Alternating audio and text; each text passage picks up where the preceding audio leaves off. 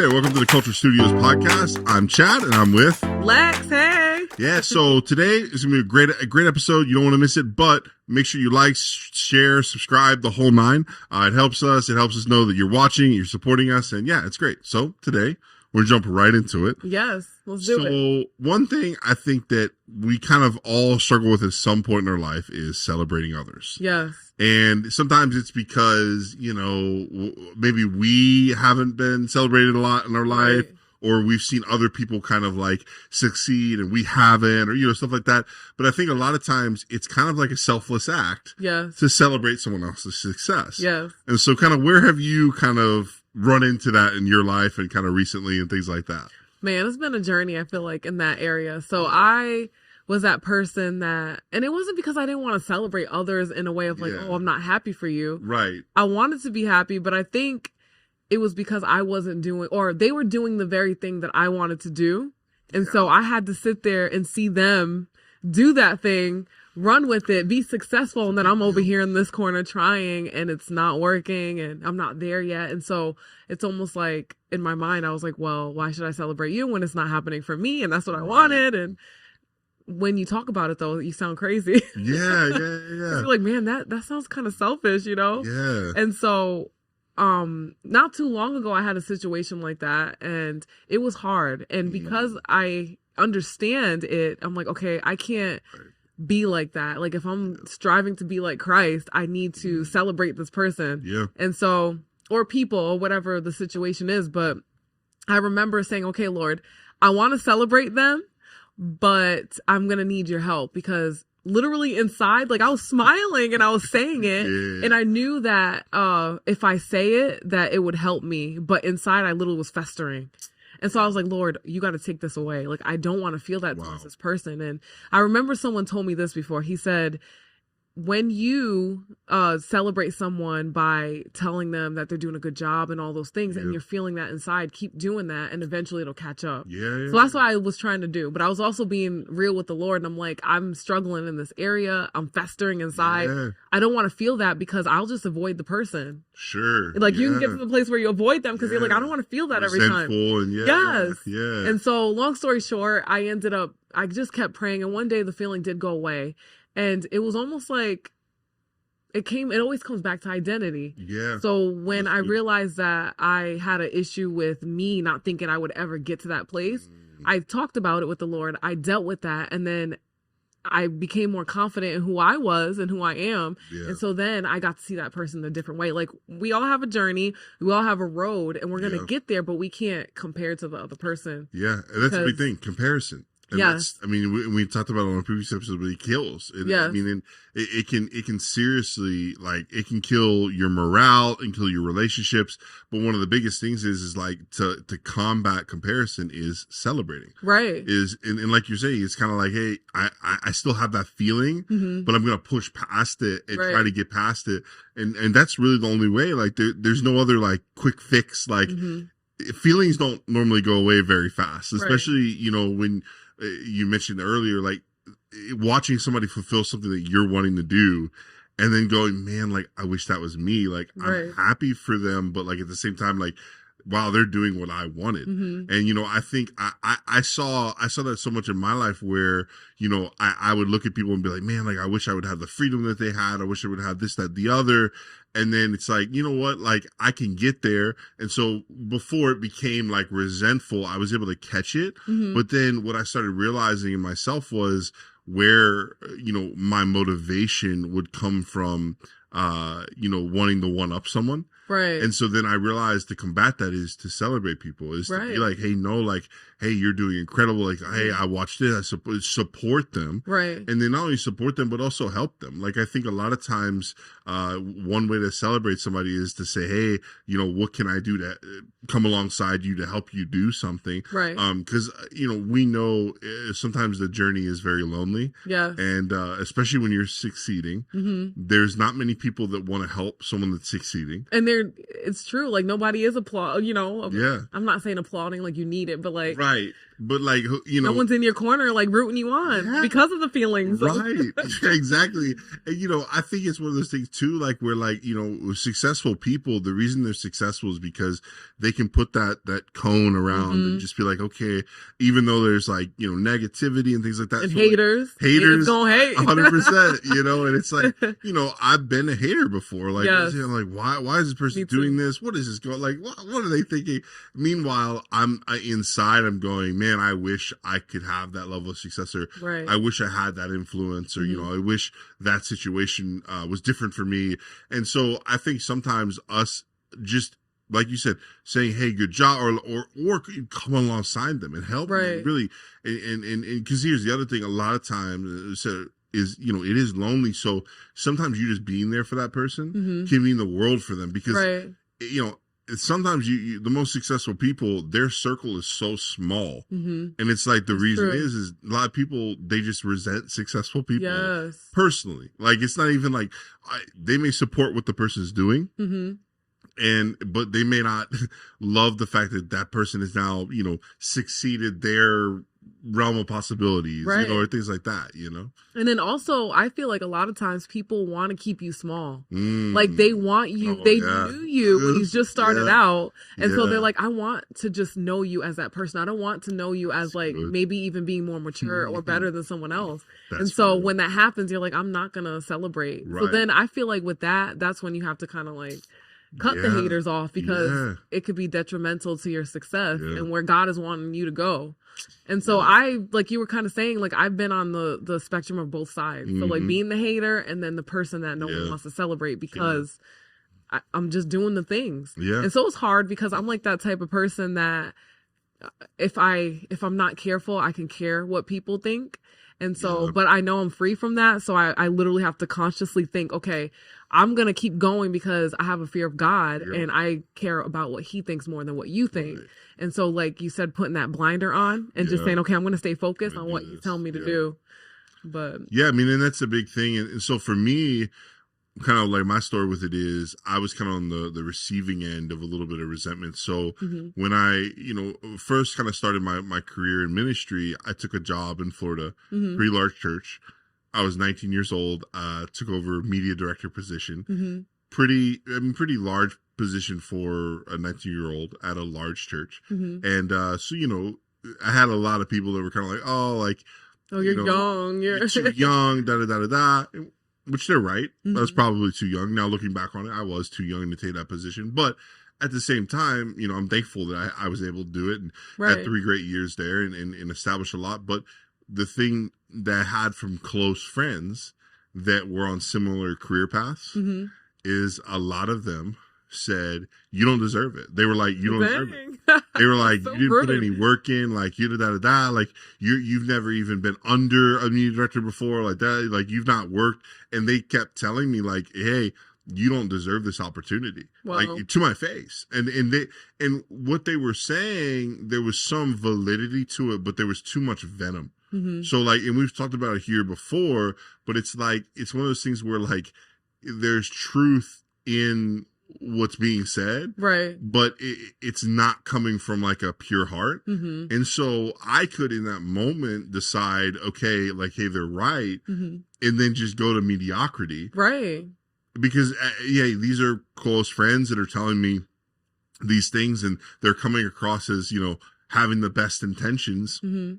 But at the end of the day, they're not happy that I was skipping rungs and they're, skipping. They wanted you to go through their process and you can't. Right. Like, they were 26, 27 going through, all this stuff. And it's like, like I get it. Like I understand there is a process, but then, and the truth is the hilarious part of all of it is looking back now, I'm 28, basically 10 years from that point.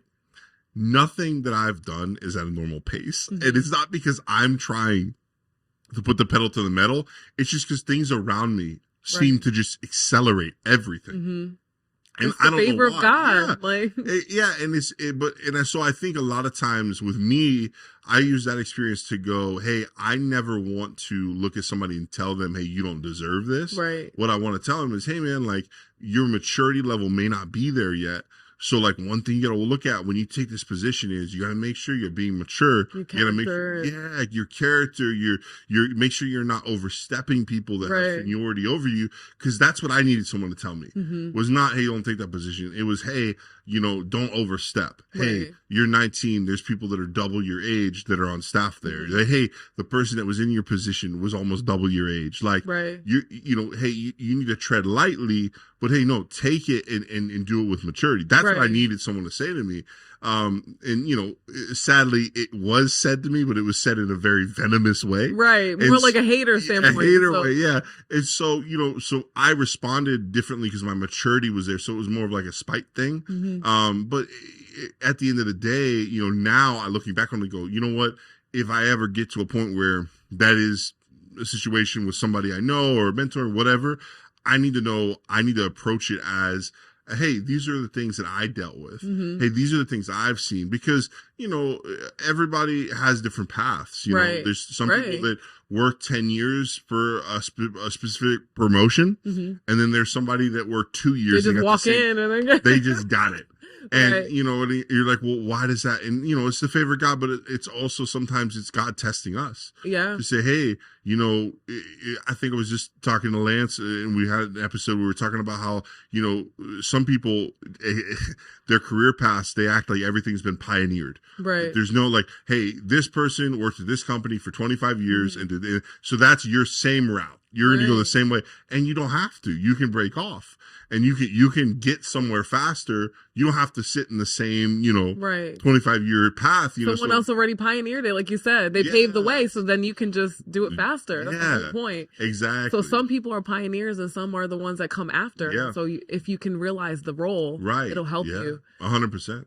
Yeah, and and learning to celebrate those type of people, the people that were pioneers, because I think a lot of times one of the biggest things with celebrating is sometimes we can look down on the people that came before us and go, oh, why didn't they see this? Or, hey, they got here, but like, what they didn't do this or like, and you're like, and you have no idea. Right. And you start to like chop at like them. And it's like, you don't know the environment they were in. Right. Because there's churches I've come into and there's like scenarios and different like things set up and the way they are. And you're just like, bro, what were these people thinking? And then like you start unpeeling the onion. You're like, oh, it's because the leadership. Oh, it's because this. And it's like, they never wanted to do this, dysfunction. It was forced on them. Right. So then you start cutting them down but not celebrating the fact that, hey, they were still able to sail the ship. Right. And it's like, dang, like we should celebrate the people that had to operate in dysfunction. Yes. And I've been in situations where like I was hating and then I ended up in that position and then I'm like, wow, I understand now. It wasn't easy. No. Them getting here was not easy. So then I'm like, wow, I have to like have sympathy or empathy. Yeah. Next time, whenever my heart tries to go to that place of like, okay, I'm not going to celebrate because I'm like, you don't know what they did to get to that place. Yeah. You don't know what sacrifices, what they 100%. Had to like do to obey, like what the Lord was telling them in that season. Yeah. So me and Vinny had a Cultural Architects podcast episode where we talked about how both of us at this point, we both held, some level of higher positions in church. And now we're kind of just serving at like a lower level. And we're saying how much now we are thankful for the leaders that are in those positions of the church that we're at now, because we sat in their seats before. Right. And so now instead of being resentful, being like, oh, we want that seat. It's like, no, we want to be the help that we never got sitting in that seat. So like, we want to give the support that we wish we had. We want to give it to that position. Right. We don't want the position. We want to make sure we're helpful. And then we're also able to see like, if they make a decision that maybe we don't totally agree with, we still kind of understand it because we sat in the seat before. Right. So there's clarity that comes because I think a lot of times people will be like, oh, well, hey, you used to be this and now you're under it. And it's like, no, like actually I'm happy that I'm there because now I'm able to be this support system, or I'm able to at least help people out that were in a similar situation that I was. Right. Yeah. And it's not all about a title or like a position. But it's the same with me, like with worship. Like I've been the one that was leading every single Wednesday and Sunday. And so now, when I came into the place that we're at now, I had to be a background singer. And at first I was salty. I was like, yo, like how long am I going to be a background singer? But through that, the Lord showed me some things. And now I'm there to support. And I'm like, I can support the worship leader and the team members. And you know, I got other things going on. And so I really appreciate the role that they have because I understand like the responsibility. Right. So and that's the thing is you're able to celebrate your leaders. Right. Which is incredible because that's the biggest thing is like being able to celebrate people that are like that may have held a position that was similar or may have done things similar and be able to be like, no, like I know what they're walking through. Right. And I'm thankful that they're walking through it and I'm not having to walk through it. Because there's some things that we see our leaders walk through. We're like, my goodness. And like the warfare and stuff, you're like, oh, goodness. Yeah, that comes with that position. Exactly. So if you're like trying to be in a position that you're not meant to be in, you'll fight off, you'll have to fight off stuff that you were never meant to fight off because you weren't supposed to be in that place in the first place. And that's the thing is like kind of what we referenced in the beginning about the loneliness factor. Like, it is hard to be a leader sometimes, especially in churches. And it's lonely, like you said. It's lonely. So it's like you coming alongside your leaders and being supportful because at the end of the day, you know, the sad part is I think most church leaders, if they were polled, would say that they feel unsupported sometimes by the people that are underneath them or the people that they're serving alongside. Right. And I think that's a sad thing because it shouldn't be that way. You know? And I think the biggest problem a lot of times is everybody's like, oh, well, I could do that job better. Or I could do that, whatever. And that's where the you have to spite yourself and celebrate that person. Right. Hey, I could do it better. You know what? Maybe you could. But you know what? That person could do better at their job if you were celebrating. If you lifted up their arms and helped them. Exactly. Right.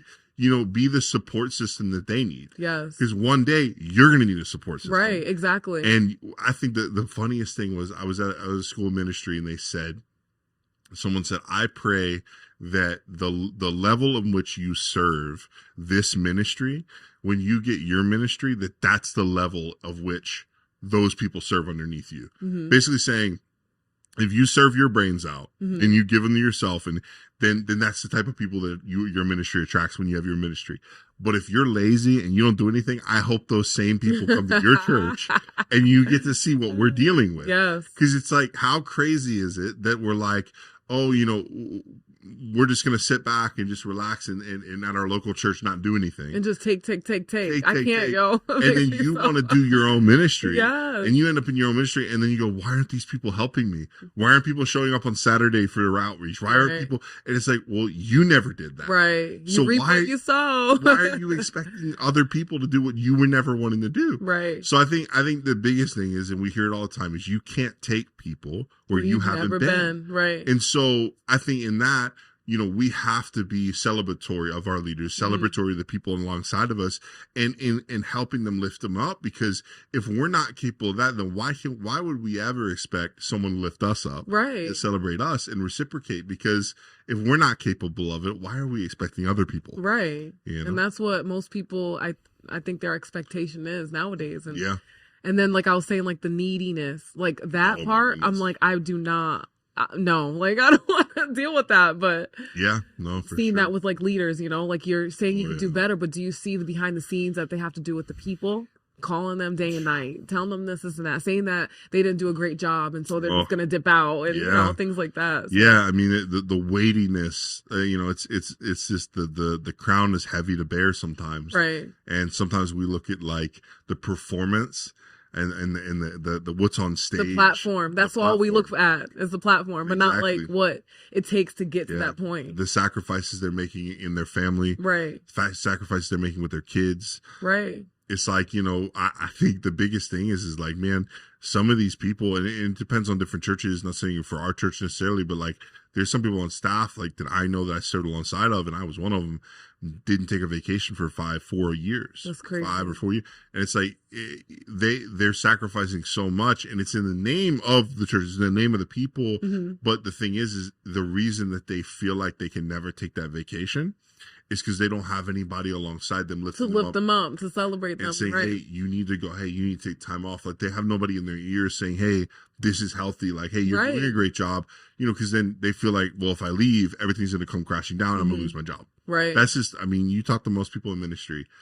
That's how they feel. Yeah. They feel if they leave. And so then it's like, well, what if people came alongside them and helped them through that? Right. You know? And to get to that point, you have to have gratefulness and thankfulness in your heart. Goodness, yes. And then you'll be able to lift others up. Yeah. So, well, all right. That's it. That's it. So we'll see you guys next week. Bye.